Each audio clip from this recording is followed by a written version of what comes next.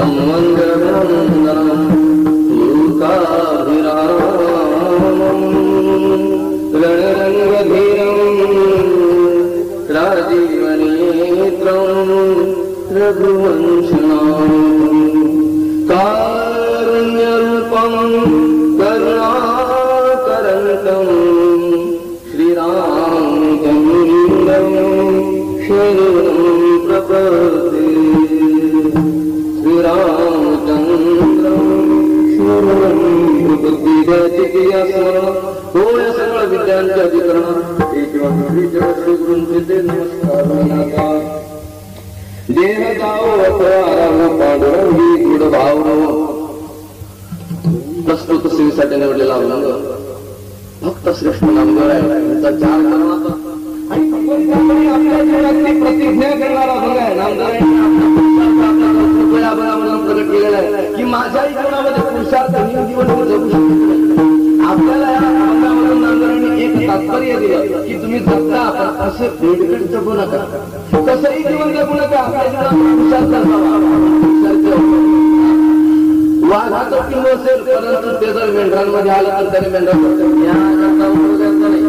त्याने जर काय केला तर त्याला मेंढराचं पिल्लू नाही, वाघाचा वाघाचा मेंढर काय काही आपल्या शेळ्या मेंढ्या सगळ्या पडून जातील. त्याप्रमाणे आपल्याला नामदेवांनी या भागातून सांगतात अरे तुम्ही वाघाचे बछडे आहात, वाघाचा किडा अशी प्रतिज्ञा करा जीवनामध्ये आणि ती पूर्ण करून दाखवा. मी सुद्धा प्रतिज्ञा करतो.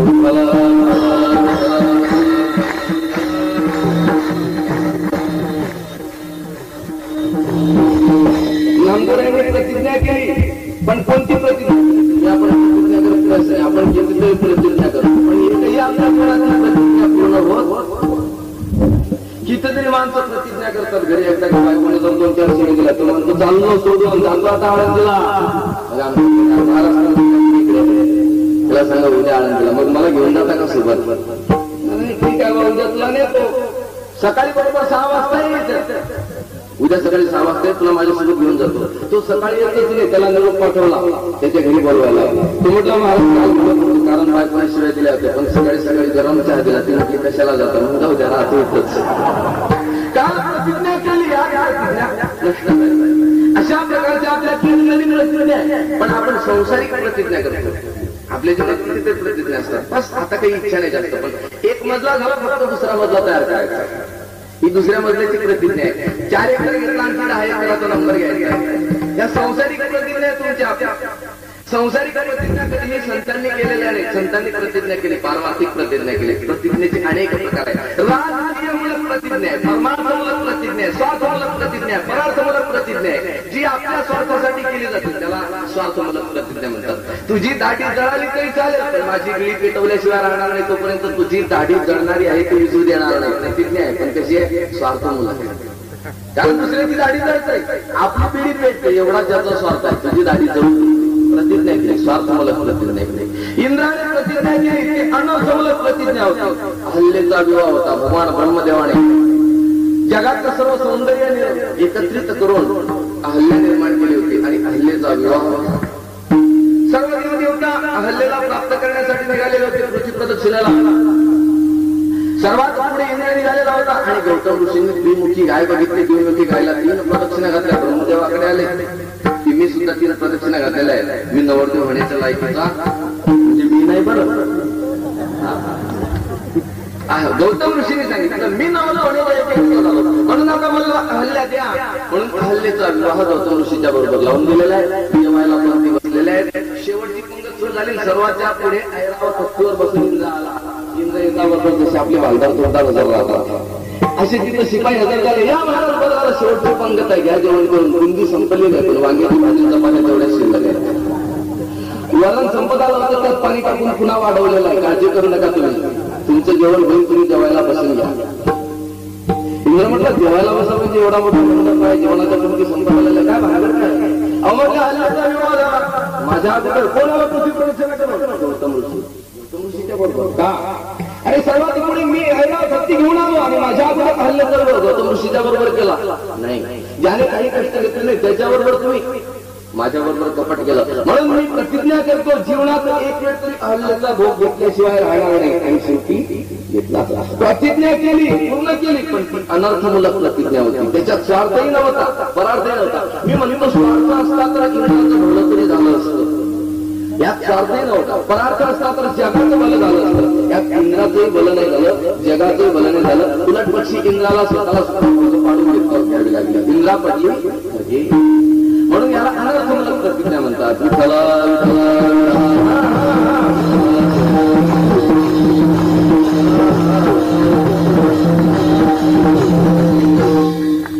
राजकीय मूलक प्रतिज्ञा लोकमान्य टिळकांनी केली. लोकमान्य टिळक म्हणतात स्वराज्य हा माझा जन्मसिद्ध हक्क आहे आणि तो मी मिळविणारच.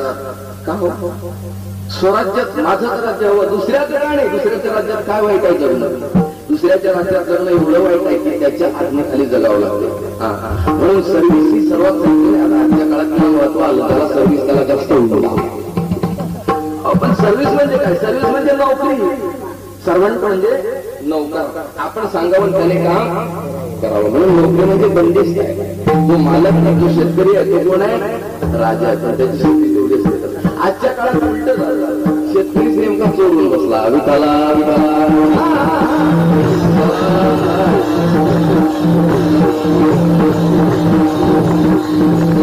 म्हणून माणसाने जगताना कधी स्वसत्तेत जगावं, परसत्तेत नाही, पराधीन नाही.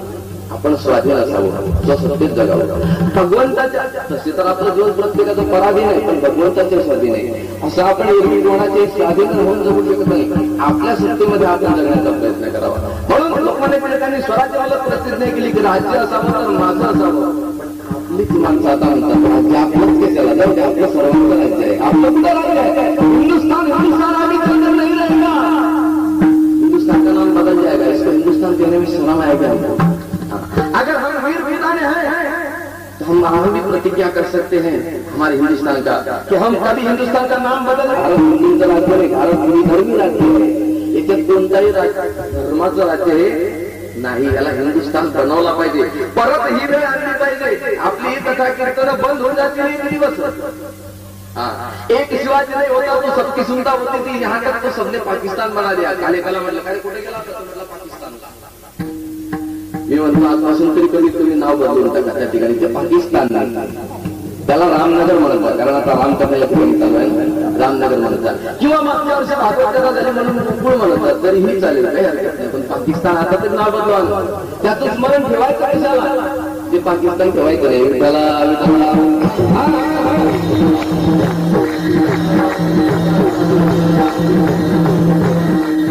तर त्या दिवशी सांगितलं पाकिस्तानला सुद्धा आम्हाला एक अशा प्रकारचं पंढरपूर बनवायचं. पाकिस्तान हे नाव एक दिवस कट करायचं आहे. तुम्हाला कळते ना आता? पण आपली जात एवढी मिलिंदर आहे. आपली जात आपल्या पोराला चांगले कसे वीर संस्कार देणार नाही. बघा ना आपल्या शाळेपासून शिक्षण असते लहान पोराला. मराठी शाळेमध्ये पुस्तक असते आणि त्यांना शिकवायला धडा असतो कविता. तर त्यांना शिकवलं जाते. त्या पोरांना जास्त काही येत नसते, नॉलेज कमी असते, पण त्यांना नॉलेज शिकवायचं असते. म्हणून त्यांना शिकवतात शरद लवकर नाही का, गणेश गाय सोड राघव गाईला चारा डाळ, मोहन दूध काळ, रफिक दूध पी. मी म्हणतो शरदला मोहनला जर दूध दिलं तर यांना डायबिटीस येईल का घडून जाईल? अरे नाही ना, रफिक दूध पी. म्हणजे आम्ही दूध टाळायचं, गायला चारा लागायचा, सगळी सेवा करायची, मात्र त्यांना आमची जात आम्हाला शिकवणार. कसे वीर पोरं जन्माला येते नाही येणार, म्हणून आम्ही आमच्या वीर जन्माला येत नाही, आमच्या तसंच जन्माला येते. ते काय म्हणतो जाऊ दे, त्याचं भांडण चालवायला पण देतात आपल्याला, वेगवेगळं गेलं नाही. तो साथ करायला तयार नाही, मदत करायला तयार नाही एकमेकाची. म्हणून वीर तर आपण एकमेकाला मदत केली पाहिजे, सर्वांनी एक झालं पाहिजे, तरच आपण ती प्रतिज्ञा पूर्ण करू शकतो. प्रतिज्ञा आपण करणार, पण पूर्ण करण्यासाठी मात्र त्यासाठी आपल्याला ताकद लागणार. एकट्याची ताकद नाही, सर्वांची एकजुटीची ताकद लागणार. लोकमान्य टिळकांनी प्रतिज्ञा केली, एकट्याने थोडी पूर्ण केली, एकट्याची ताकद नव्हती पूर्ण करायची, सर्व जग एकत्रित केलं. लोकमान्य टिळकांनी गणेशोत्सवाच्या द्वारे सर्व जगाला एकत्रित केलं. जोग महाराजांना मदत केला घेतलं, जोग महाराजांच्या ज्ञानेश्वरी पारायणाच्या सहाय्याने पूर्ण जगात एकत्रित केलं आणि एवढा समाज एकत्रित झाल्याच्या नंतर स्वराज्य प्राप्त केलं. जन्मसिद्ध हक्क काय कोणी मिळवणार आणि त्यांनी मिळविला. त्याप्रमाणे भगवंताची सेवा करणे हा आमचा जन्मसिद्ध हक्क आहे. मी आज प्रतिज्ञा करतो, कारण ऍक्सिडेंट होता सुद्धा आम्हाला त्यांनी जगवलं. कीर्तन म्हणून दुपारी कधी कीर्तन असते का आपल्या? उन्हाळ्यात पाऊस कधी पडत नाही आणि एखाद्या वेळी पडतो. माणसं काय म्हणतात त्याला अवकाळी पाऊस आहे, तसं हे अवकाळी कीर्तन आहे. विठाला विठाला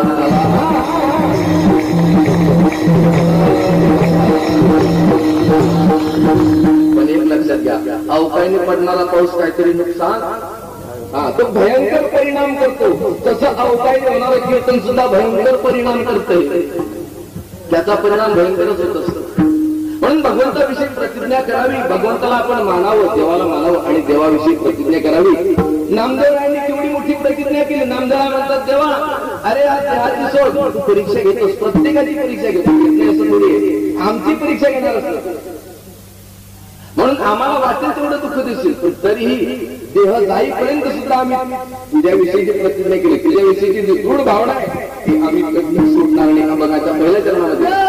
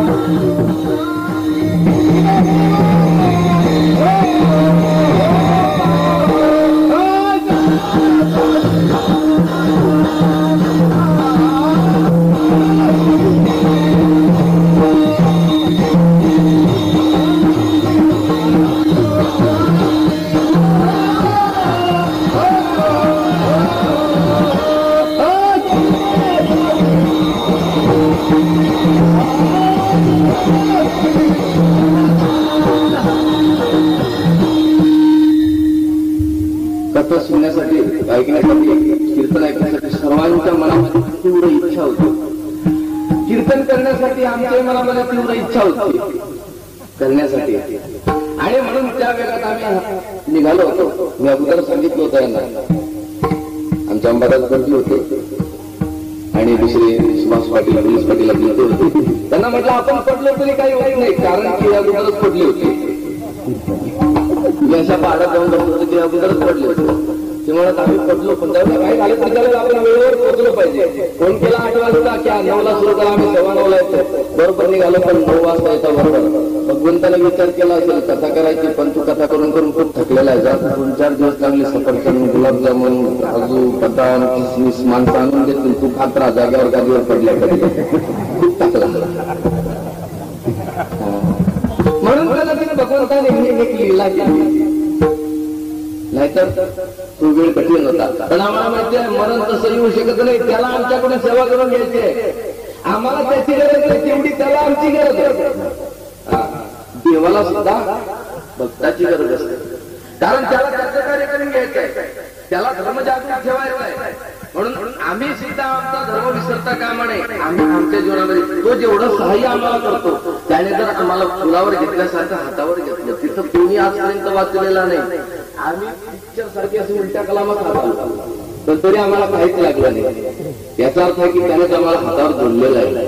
ज्याप्रमाणे प्रल्हादाला तेलाच्या तात्या कडेमध्ये सुद्धा ताप लागला नाही, तुकोबारायांच्या अंगावर कडक तापतं पाणी तापलं, तुकोबारायांचा दाह व्हायला लागला. तुकोबारायांनी प्रार्थना केली भगवंताकडे की देवा, अरे हे दुःख आम्हाला भोगायला लागावं, तुझी सेवा करत असताना सुद्धा जड माझी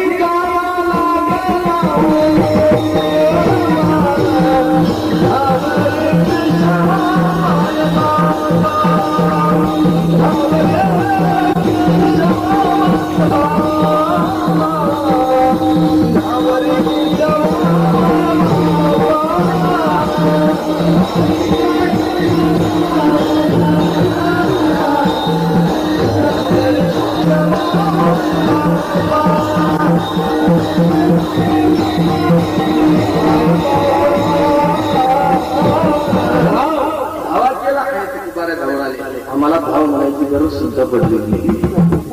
एवढी प्रेमा त्याने केली, त्याला माहिती होतं तुकोबारा समर्थ होते म्हणून ते धाव म्हणू शकतात. त्यांच्याजवळ कुठे एवढी ताकद आहे, हे धाव म्हणू शकणार नाही. त्याच्या अगोदर आपल्याला गेलं पाहिजे, तो अगोदर सदर झाला. म्हणून आमचं सुद्धा एवढं तरी सुद्धा आमचे गुरुजी म्हणत होते, तुम्ही काही वेळी आम्हाला काही झालं नाही, फक्त जाण कीर्तन सुरू करा. मला काही झालेलं नाही, देह जावो अथवा राहू पांडुरंगी दृढ भाव. एवढा मोठा हा कार्यक्रम आहे, सत्ता आहे, याच्याविषयी आपला काय पाहिजे, फक्त भाव पाहिजे. आमची प्रतिज्ञा आहे, ज्या आम्ही एवढी मोठी सेवा करतो या ठिकाणी, त्या देवाविषयी तेवढी भावना आहे, पण आपली भावना जीवाची बाजूला जाईल सांगता येत आहे. जीव एक दिवस देवावर भावना करत होतो, दुसऱ्या वेळेला देवाची भावना सोडून देतो, भूतावर भावना करतो. कदाचित आम्ही गेलो असतो तर इथं एवढ्या लोकांची भावना राहिली का माणसानेच का उपदेवा भाव तुमचे कृपे सिद्धी जाऊ. आपल्या ठिकाणी हा भाव निर्माण होतो भगवंताच्या कृपेने पूर्ण व्हावा. पण आम्ही गेलो असतो तर कित्येकांची भावना उडाली असती. नेमकं ती देवाचं कार्य करतात, त्यांची पोरं म्हणतात. आमच्या आई बापांनी म्हटलं असतं देवाच्या नादी लागू नका, कोणाचं बरं झालं बरंच की नाही. पण आता आमचे आई बाप म्हणतात नाही नाही, देवानंच तारलं, देवच चांगला आहे. म्हणजे उलट पक्षी श्रद्धा वाढली, ती सटकता कामाने निसटता कामाने. नाहीतर अशा अशा अवलादी जन्माला आल्या भारतात. ब्रह्मदेवाला इंद्राला सुद्धा नाव ठेवणाऱ्या अवलादी जन्माला आलेलं, ज्यांना ब्रह्मदेव कळत नाही, इंद्र कळत नाही. मी म्हणतो असे जन्माला आलेलेच आहेत. आपल्या ठेवता कामाने जर ते आपल्या एक नासका आंबा जर आंब्याच्या पाठीत असला, पाठीत सोडून द्या. हो, घरात संपूर्ण लाख आंब्याची आहे आणि एक आंबा जर नासका असला तर संपूर्ण 1 लाख आंब्याचं नुकसान करतो. त्याप्रमाणे एखादा जर असा नासका जीव असला जो देवाला मानत नाही, तो जर आपल्या झाला तर आपल्यामधून एवढ्यामधून न जाणं किती त्याच्यासोबत घेऊन जाईल. म्हणून असला नासका आंबा अगोदर काढून टाकला पाहिजे. असला आंबा एक आपल्याकडे नसला, असाच एक आंबा आपल्याकडे वाया गेला, सडला. उत्तम महाराज साळशिंगीकर सळका आंबा आपल्याकडे सडला. मला काय करणार, नाहीतर मी काल मेलो असतो, परवा दिवशी मारेन, परवा दिवशी मरीन, त्यात काय विषय. आता आमच्या अर्गोपर्यंत जांबू महाराज आले, रामाचे पत्रक घातलेलं, त्याच्यावर त्यांनी मोठे एक कार्यक्रम केला नांदेडला. आता पुन्हा मोर्चा काढलेला आहे. जेवढ्या संख्येत होईल त्या मोर्चामध्ये तुम्ही सहभागी व्हा आणि उत्तम महाराजांचा संपूर्ण बाजा वाजवा. नाहीतर तो सांगेल, तो म्हणतो नालायक ब्रह्मदेव होता, नालायक इंद्र होता, नालायक चंद्र होता. ते नालायक आहे का आपण नालायक आहे? लायक एकदम लायक नालायक घेतला हे सुद्धा तुला कळत नाही. तुम्ही त्या दिवशी सांगितलं. म्हणून याचा अर्थ सुद्धा आपल्याला जाणून घेतला पाहिजे. तो देवाला मानतच नाही, प्रतिज्ञा काय करेल देवाविषयी, सेवा काय करेल, दृढ भावना काय ठेवायची.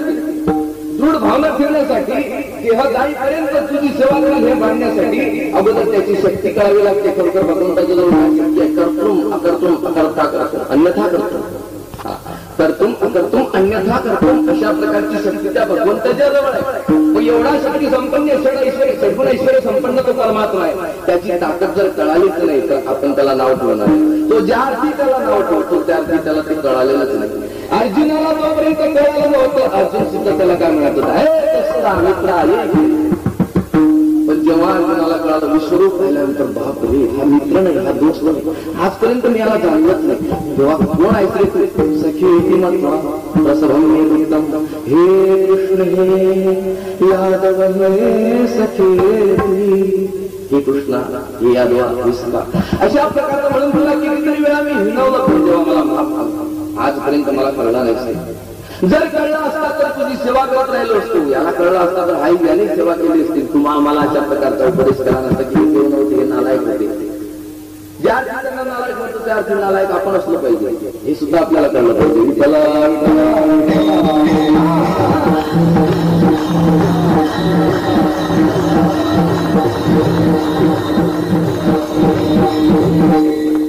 सगळ्या गावात चर्चा झाली महाराज होते म्हणून हे देव वाचले. माझी काय ताकद होती, माझ्या तेवढी ताकद नाही तुम्हाला वाचवण्याची. खरी ताकद जी असेल ना त्या परमात्म्याची ताकद. आणखी त्याही पेक्षा खरी ताकद जर असेल तर यांच्या घरी यांच्या प्रतिरोधा धर्मपत्न्या होत्या त्यांच्या सतीत्वाची ताकद. तारुण्यामध्ये वैधव्य त्यांना प्राप्त होत असते ज्यांनी पूर्वजन्मामध्ये महान पाप केलेला आहे. त्यांना तारुण्यात वैधव्य प्राप्त होत असते. ज्यांच्या पापात नसेल भगवान परमात्मा त्यांना वैधव्य प्राप्त करून देऊ शकत नाही. सतीत्वाची ताकद असते. यांना मरण येणार कुठून? मरण येऊ शकत नाही. सतीची ताकद आहे, ती धर्मपत्नीची ताकद आहे, पतिव्रतेची ताकद आहे. म्हणून एक करा, लग्न करताना फक्त पतिव्रता बायको करा एवढंच निवडून काढा. मोठी माणसं लक्षात घेऊ नका. तरुण कोणासाठी सांगतो कारण आपल्याकडे तरुण कोणाचा भरणा जास्त असतो, म्हाताऱ्यांचा जास्त नाही. अशा कामाला तरुण कोणच जास्त लागतात.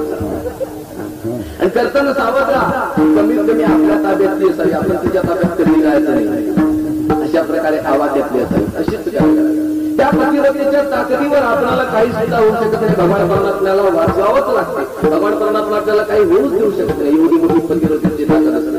तुम्हा आपल्याला सोडून द्या नाही तो काळाने तर असला संसार मारला होता आम्हाला, पण भगवान परमात्म्याने बॉलिंग ताबडतोब कॅच केली. त्याने कॅच करता बरोबर यमराजाला आऊट.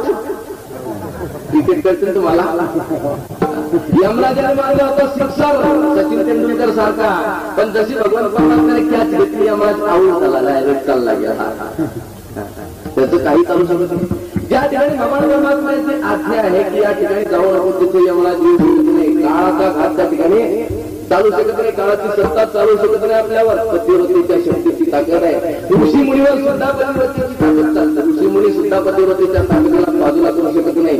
सामान्य माणसाची काय?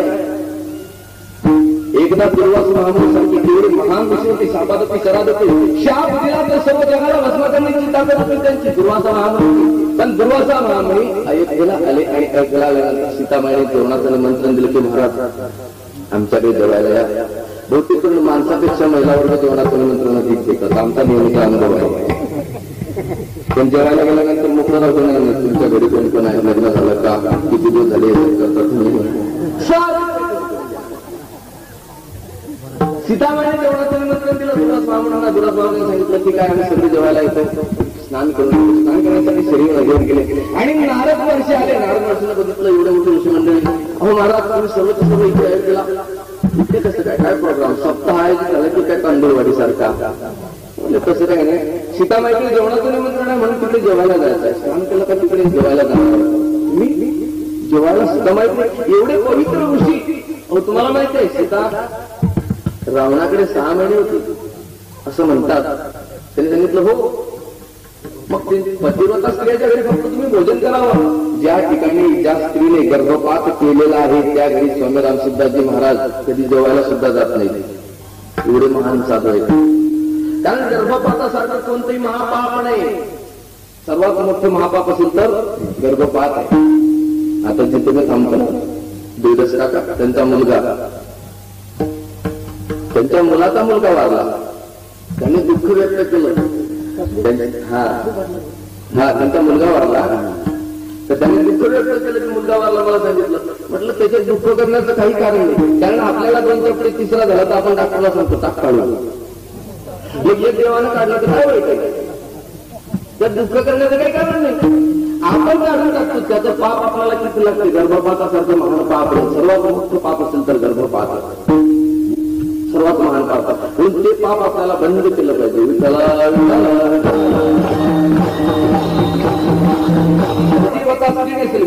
जेवायला गेलं तर जास्त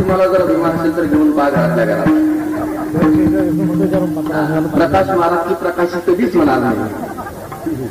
याचा अर्थ पतिव्रता नाही असेल. पतिव्रता आपण सर्वच आहोत, पण ती शक्ती आपल्याकडे ती त्याची महान शक्ती होती. आपण दुरुपयोग करायला लागलो तर शक्तीचा प्रभाव होत नाही दुरुपयोग करत असताना. म्हणून शक्तीचा कोणताही दुरुपयोग करू नये. सीतामाने संकल्प सोडला तिकडे दुर्वास रावणीची दुर्वासी झाली. सर्वांना सुख प्राप्त झालं. नारद वर्षांचं काम झालं. नारद वर्षांनी तिथून सुट्टी घेतली. नारायण नारायण नारायण रस्त्याला लागलेलं आहे. रस्त्याने जाता जाता नारद वर्षांनी बघितलं एवढा मोठा स्त्रियांचा घोडका. बापरे, इथे आपल्याला काय करायचं, आपण ब्रह्मचारी माणूस, मी तो साधा भोळा ब्रह्मचारी. म्हणून नारद महर्षींनी दुसरा मार्ग अवलंबला. बायपास व्हाया सेवा. तिकडचे तिथून तसे जायला लागले. दुर्वास रावणी आवाज दिला, बोहो साधो श्रमनिष्ठ. अहो साधू महाराज, शनिवारी हा नाही इकडे. तिकडे कशाला झालं सांगितलं. महिलांचा घोडका. सगळ्या महिला आवाज होतात. काय करावं, जावं का नाही जावं. नारद महर्षी आले. पुढे लांब गेले. अहो एवढ्या लांब काय इकडे येणार कोण, कारण तुमच्यामध्ये पुरुष कोणीच नाही. तुम्ही सगळ्या बायका. मी पुरुष माणूस तुमच्याकडे कसं येणार. त्याच्यात मी ब्रह्मचारी, मी काही श्रीकृष्ण नाही. म्हटले अहो तुम्ही काळजी करू नका, आम्ही स्त्रिया नाही. मग तुम्ही कोण. एवढं नऊवारी पाठवून दिसले चांगलं नसलेलं. म्हटले मी दुर्वास आहे. दुर्वास नऊवारी. कोणाचं लुगडं होतं, कोणाचं नऊवारी होती, कोणाचा पंजाबी ड्रेस होता, कोणाची नाक्षी होती, कोणाचं गाऊन होतं. सर्व प्रकारच्या व्हरायट्या होत्या. काही अमेरिकी व्हरायटी तर काही भारतीय, काही फॉरेनर, काही इंडियन. सर्व प्रकारच्या व्हरायटीच्या स्त्रिया बघितल्या. नारदांना स्त्रिय वाटायला लागलं. अहो मग हे कोण. म्हणजे आमचे सगळे शिष्यगण. पण तुम्हाला असं कसं प्राप्त झालं हेच कळत नाही. बरोबर आहे ना, सीता माईविषयी तुम्ही मनामध्ये संशय घेतला ना. आणि म्हणून मी बरोबर जेव्हा गेलो सीताबाईच्या घरी, तेव्हा सीताबाईने संकल्प सोडला की मी जर खरोखर पतिव्रता असेल तर सर्व ऋषीमुनींना स्त्रीत्व प्राप्त हो. त्याचा प्रभाव तुम्हाला स्त्रीत्व प्राप्त झाला. अहो नारदा आता काहीतरी उपाय सांगा ना. नारद म्हटलं तुमचं तुम्ही पहा, मी चालला होतो तांदूळ वाटत. हो नारदा असं नका करू, जाऊ नका तुम्ही, थांबा, उपाय सांगा काहीतरी आम्हाला. यातून नारदाने सांगितलं एकच उपाय आहे. सीतामाईकडे पुन्हा जा आणि क्षमा मागा. आमच्या मनामध्ये काही संशय नाही अशा प्रकारचं सीतामाईला सांगा. तेव्हाच फक्त तुम्हाला तुमचं पुरुषत्व परत प्राप्त होणार आहे. नारदाने सांगितलं ठीक आहे. दुर्वास रावणीमध्ये ठीक आहे, काही काळजी करायचं कारण नाही, आम्ही निघतो आता तिकडे. आणि दुर्वास रावणी सगळेचे सगळे शिष्यांना घेऊन निघालेले आहेत सीतामाईकडे येण्यासाठी. पण दुर्वासाने सांगितलं होतं की समोरून राजदरबारातून आम्ही कसं जाणार. नारदाने सांगितलं मागच्या दरवाजाने तुम्ही प्रवेश करा. आणि नारद निघाले पुन्हा सीतामाईकडे. नारायण नारायण. नारद तुम्ही गेले होते ना, परत कशी काय स्वारी आले. अहो बाई साहेब, तुम्हाला माहिती नाही का 14 जानेवारी जवळ आलेली आहे. उद्याची 14 जानेवारी म्हणून आजच आदल्या दिवशी आपल्याकडे किती महिलांनंतर संपूर्ण कशासाठी येत आहे. हळद कुंकवाच्या कार्यक्रमासाठी. हळद कुंकवाची तयारी करा. ताट घ्या. ताट घेतला, हळद कुंकू ताटामध्ये घेतलेला आहे. कुणीकडून येणार. नारदाने सांगितलं मागच्या दरवाजाला. मागचा दरवाजा उघडला आणि मागच्या दरवाजातून दुर्वास महामुनी सर्व शिष्य प्रवेश करतात. प्रवेश करता बरोबर आई साहेबांचं ते ताट होतच. सीतामाई साहेबांचं ताटामध्ये हळद कुंकू घेतलेलं. दुर्वास महामुनी मोठं दुबळं धारण करून आई साहेबांच्या समोर आले. येता बरोबर आई साहेबांनी सांगितलं पैसे तुम्ही हळदी कुंकवाला आल्या, हरत मान वाढवला आमचा. अशा प्रकारच्या दरवर्षी येतो बरं का. नारद मुनी सांगितलं अहो आई साहेब एवढ्या लवकर हळदी कुंकू लावू नका. म्हटले का. नाव घेतल्याशिवाय कसं लावता. नाव घ्यायला सांगा ना. अहो साधू महाराज, शनिवारी हा नाही इकडे. तिकडे कशाला झालं. सांगितलं महिलांचा घोडका. सगळ्या महिला आवाज होतात. काय करावं, जावं का नाही जावं. नारद महर्षी आले. पुढे लांब गेले. अहो एवढ्या लांब काय इकडे येणार कोण, कारण तुमच्यामध्ये पुरुष कोणीच नाही. तुम्ही सगळ्या बायका. मी पुरुष माणूस तुमच्याकडे कसं येणार. त्याच्यात मी ब्रह्मचारी, मी काही श्रीकृष्ण नाही. म्हटले अहो तुम्ही काळजी करू नका, आम्ही स्त्रिया नाही. मग तुम्ही कोण. एवढं नऊवारी पाठवून दिसले चांगलं नसलेलं. म्हटले मी दुर्वास आहे. दुर्वास नऊवारी. कोणाचं लुगडं होतं, कोणाचं नऊवारी होती, कोणाचा पंजाबी ड्रेस होता, कोणाची नाक्षी होती, कोणाचं गाऊन होतं. सर्व प्रकारच्या व्हरायट्या होत्या. काही अमेरिकी व्हरायटी तर काही भारतीय, काही फॉरेनर, काही इंडियन. सर्व प्रकारच्या व्हरायटीच्या स्त्रिया बघितल्या. नारदांना स्त्रिय वाटायला लागलं. अहो मग हे कोण. म्हणजे आमचे सगळे शिष्यगण. पण तुम्हाला असं कसं प्राप्त झालं हेच कळत नाही. बरोबर आहे ना, सीता माईविषयी तुम्ही मनामध्ये संशय घेतला ना. आणि म्हणून मी बरोबर जेव्हा गेलो सीतामाईच्या घरी तेव्हा सीतामाईने संकल्प सोडला की मी जर खरोखर पतिव्रता असेल तर सर्व ऋषीमुनींना स्त्रीत्व प्राप्त हो, त्याचा प्रभाव तुम्हाला स्त्रीत्व प्राप्त झाला. अहो नारदा आता काहीतरी उपाय सांगा ना. नारद म्हटलं तुमचं तुम्ही पहा, मी चाललो आपला तांदूळ वाटत. अहो नारदा असं नका करू, जाऊ नका तुम्ही, थांबा, उपाय सांगा काहीतरी आम्हाला. यातून नारदाने सांगितलं एकच उपाय आहे, सीतामाईकडे पुन्हा जा आणि क्षमा मागा.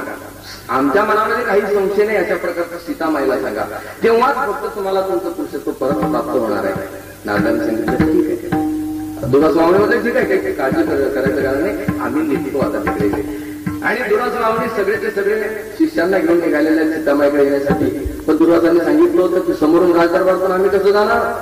नारदाने सांगितलं मागच्या दरवाजाने तुम्ही प्रवेश करा. आणि नारदाजी निघाले पुन्हा सीतामाईकडे. नारायण नारायण. सीतामाई सांगितलं नारदा तुम्ही गेले होते ना, परत कशी काय स्वारी आली. हो बाई साहेब, तुम्हाला माहिती नाही का 14 जानेवारी जवळ आलेली आहे. उद्याची 14 जानेवारी म्हणून आदल्याच दिवशी आपल्याकडे किती महिलांवर संपूर्ण कशासाठी येत आहे, हळद कुंकवाच्या कार्यक्रमासाठी. हळद कुंकवाची तयारी करा, ताट घ्या. ताट घेतला, हळद कुंकू ताटामध्ये घेतलेला आहे. कुणीकडून येणार. नारदाने सांगितलं मागच्या दरवाजाने. मागचा दरवाजा उघडला आणि मागच्या दरवाजातून दुर्वासा महामुनी सर्व शिष्य प्रवेश करतात. प्रवेश करता बरोबर आई साहेबांचं ते ताट होतच. सीतामाई साहेबांचं ताटामध्ये हळद कुंकू घेतलेलं. दुर्वासा महामुनी मोठं लुगडं धारण करून आई साहेबांच्या समोर आले. येता बरोबर आई साहेबांनी सांगितलं बाई साहेब तुम्ही हळदी कुंकवाला आल्या, फार मान वाढवला आमचा. अशाच प्रकारच्या दरवर्षी येतो बरं का.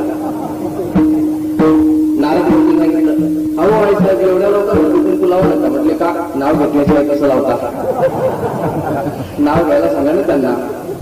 आई साहेबांनी सांगितलं नाव घ्या. दिवस आम्ही बाजूला गेलो, दुसरे शिष्याला वाटलं अगोदर तू घे करून. पण शिष्य समोर झाला. शिष्याला सांगितलं अगोदर नाव घ्या नंतर हळदी कुंकू. तोपर्यंत हळदी कुंकू लागणार. तो म्हटलं काय नाव घ्या. अहो पेटीवर पेटी, पेटीवर पेटी, पेटीवर पेटी, सर्वात वरची पेटी गेली घसरून. माझ्या नवऱ्याचं नाव काय होतं मी तेच गेले विसरून. लावा हळद कुंकू लावलं, बाजूला झाले. दुर्वासाचा नंबर नाही नाही साहेब नाव घ्या.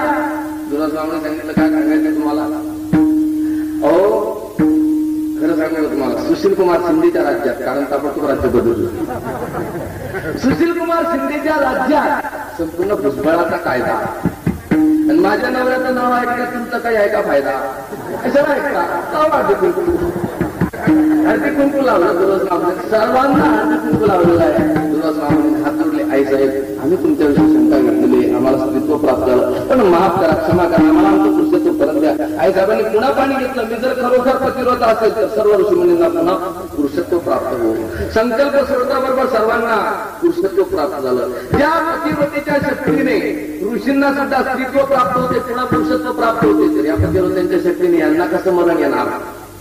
हे मला विनाकारण म्हणतात महाराज होते म्हणून वाचलं, महाराज होते म्हणून वाचलं. महाराज कशाला मेला असता, खड्ड्यात पडला असता. महाराजच्या जर ताकद नाही, घरची ताकद आहे. म्हणून आजपासून कधी सुद्धा मारू नका, तेवढं लक्षात ठेवा. गुरुजीला पोलीस पाटलाला सांगतो.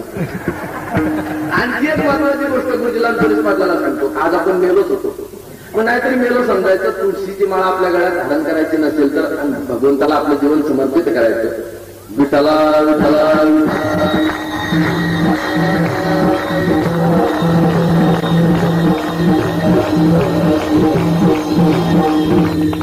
ही माझी गुरुजींना त्यांना प्रार्थना नाही, दोघांच्या सोबत आलो. ही माझी आज्ञा आहे त्यांना की आपलं जीवन संपलं होतं, मग आता संपल्यासारखं करा. तुळशीची माळा धारण करून ते भगवंताच्या चरणी समर्पित करा. एवढं जर केलं तर निश्चितपणे आपला संसार सफल झाला. समजा बहुतेक दोघांच्या घरात आहे का नाही ना. दोघांचे दोघं झाले समजा माळकरी आता माझ्या शब्दाने. म्हणून त्यांनी एवढं केलं बस. देह भाव अथवा राहू, पण काय झालं तरी चालेल, पण देवाविषयीचा भाव सोडायचा नाही. देह जावो अथवा राहो, पांडुरंगी गुड भाव. नुसतं असंच म्हणायचं नाही. नामदेवा सांगतात देवा काही झालं तरी तुझे चरण सोडणार नाही. नाथ भगवंताच्या समोर भगवंताची शपथ घेतात. नामदेवा देवा तुझी शपथ घेऊन सांगतो, कारण शपथ घेतलेला माणूस कधी खोटं बोलत नाही.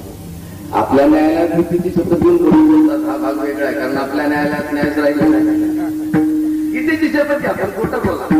संतांच्या राज्यात तसं नाही. संतांची शपथ घेतात ती खरी घेत असतात. म्हणून नामदेवराय शपथ घेतात. भगवंताने सुद्धा शपथ घेतली. भगवान शपथ घेतात रामायणामध्ये, लखन तुम्हारे सब कभी तुम्हारे, लखन तुम्हारे सब कभी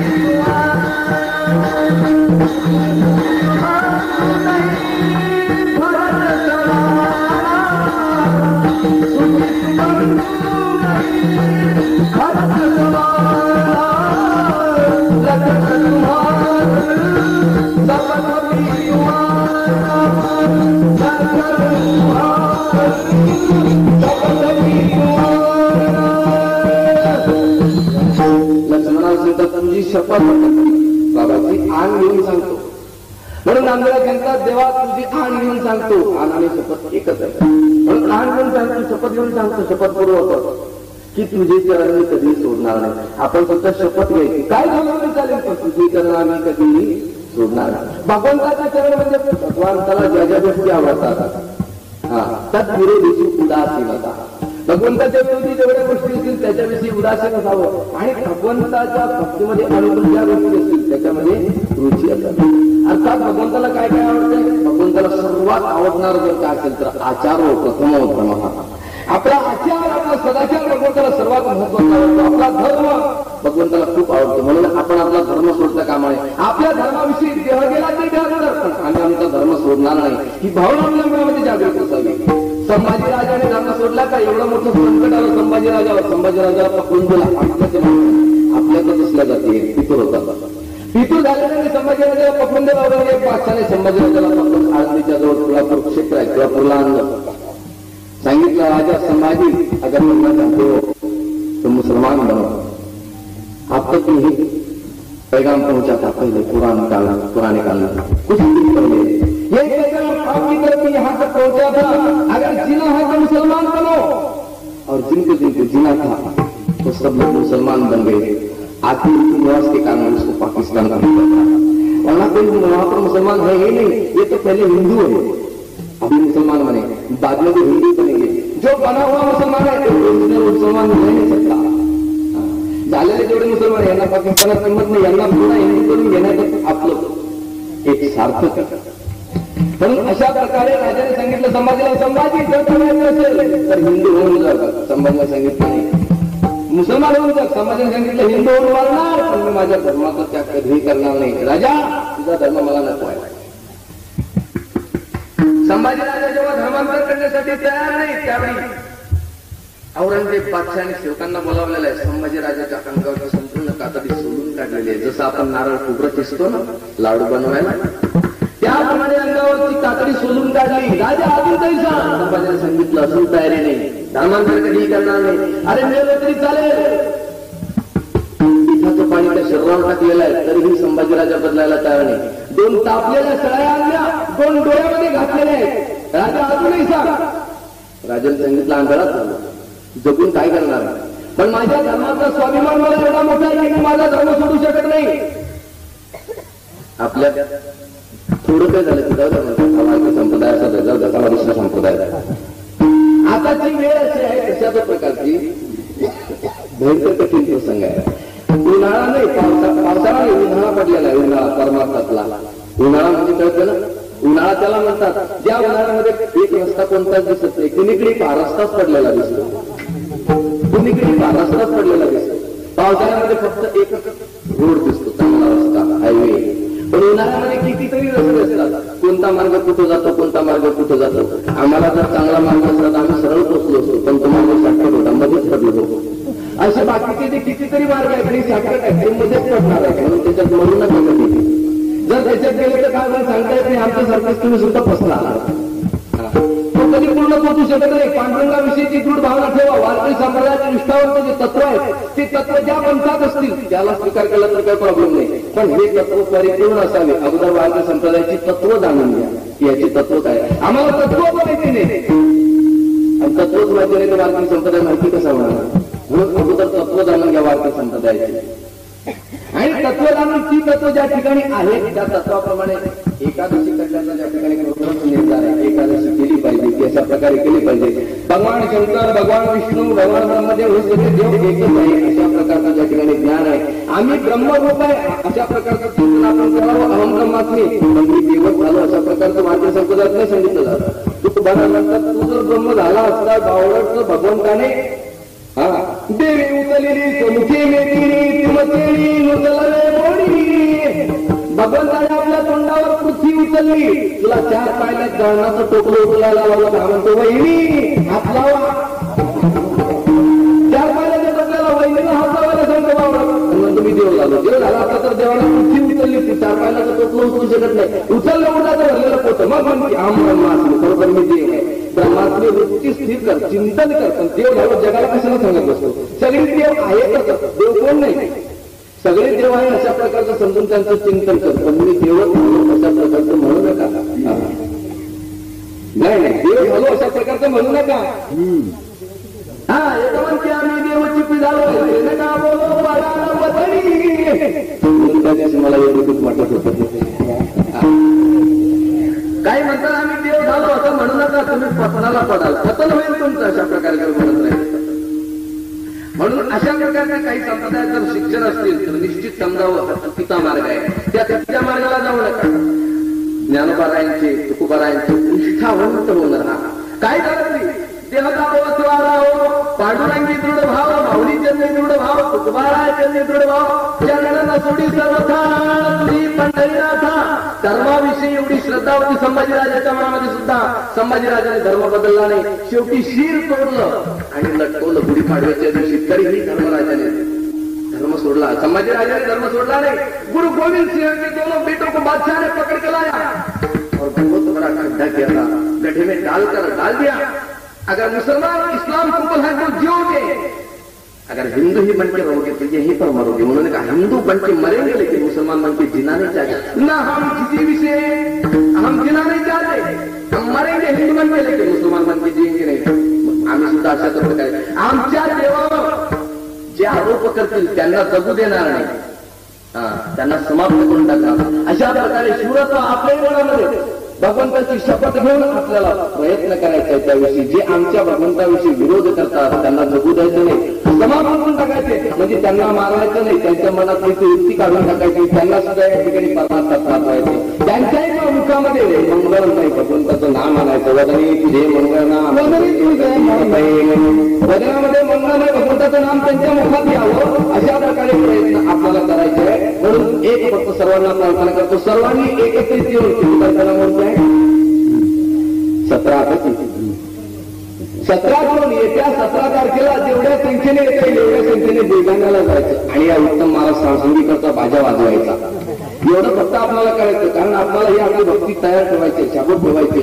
एवढ्यासाठी त्याचा बाजा वाजवायचा. कारण ब्रह्मदेवाचं काय महत्व आहे, विष्णूचं काय महत्व आहे त्याला पटवून द्यायचं. तर रामाचं कृष्णाचं काय महत्व आहे. अरे रामकृष्णाच्या कथेमध्ये 10,000 माणसं बोलतात आणि हा मूर्ख म्हणतो तुम्ही विचारी होते, नालायक होते, याची लायकी किती आहे त्याला सुद्धा कळलेलं नाही. म्हणून त्याचा बाजा 17 तारखेला वाजवण्यास राहू नका. आमची एवढी प्रार्थना आम्ही पूर्ण करू शकत नाही. म्हणून देवाकडे प्रार्थना करू. नामाने केशव